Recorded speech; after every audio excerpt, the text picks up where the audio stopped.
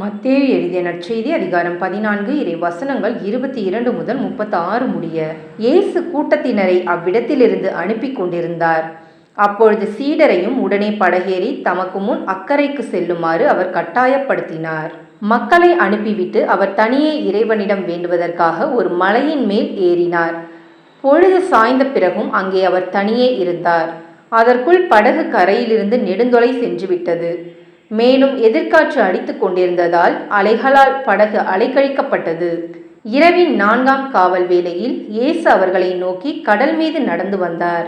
அவர் கடல் மீது நடப்பதைக் கண்ட சீடர் கலங்கி, ஐயோ பேய் என அச்சத்தினால் அலறினர். உடனே இயேசு அவர்களிடம் பேசினார்.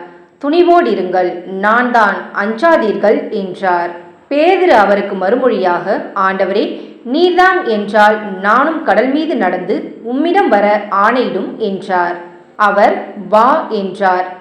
பேதுருவும் படகிலிருந்து இறங்கி இயேசுவை நோக்கி கடல் மீது நடந்து சென்றார். அப்பொழுது பெருங்காற்று வீசியதைக் கண்டு அஞ்சி அவர் மூழ்கும்போது, ஆண்டவரே, என்னை காப்பாற்றும் என்று கத்தினார். இயேசு உடனே தம் கையை நீட்டி அவரை பிடித்து, நம்பிக்கை குன்றியவனே, ஏன் ஐயம் கொண்டாய் என்றார். அவர்கள் படகில் ஏறியதும் காற்று அடங்கியது. படகில் இருந்தோர் இயேசுவை பணிந்து, உண்மையாகவே நீர் இறைமகன் என்றனர். அவர்கள் மறுகரைக்கு சென்று கெனசரேத்து பகுதியை அடைந்தார்கள். இயேசுவை யாரென்று அறிந்துணர்ந்த அவ்விடத்து மக்கள் சுற்றுப்புறமெங்கும் ஆள் அனுப்பி எல்லா நோயாளர்களையும் அவரிடம் கொண்டு வந்தனர். அவரது மேலுடையின் ஓரத்தையாவது அவர்கள் தொட அனுமதிக்குமாறு அவரை வேண்டினர். தொட்டவர் யாவரும் நலமடைந்தனர். இது கிறிஸ்துவின் நற்செய்தி. கிறிஸ்துவே உமக்கு புகழ்.